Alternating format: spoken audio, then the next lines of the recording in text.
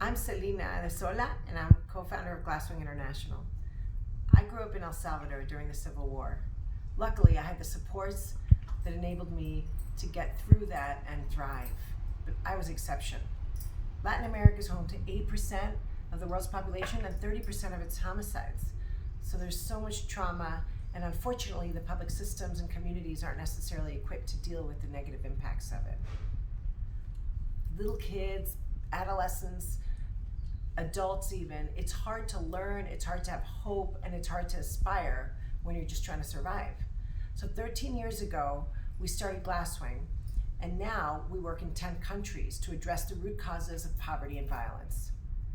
For this project, we're proposing SanaMente, which means healthy minds are healing minds.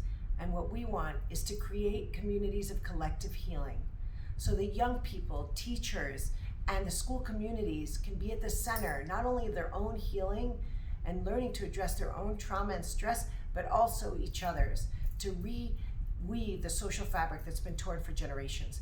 We're going to do this in partnership with ministries of education, ministries of health, and with community members, as well as an organization called Beyond Conflict, who's our partner. We're convinced that this is going to completely transform these communities that have faced so much adversity, because we know that healing has to come from the community itself.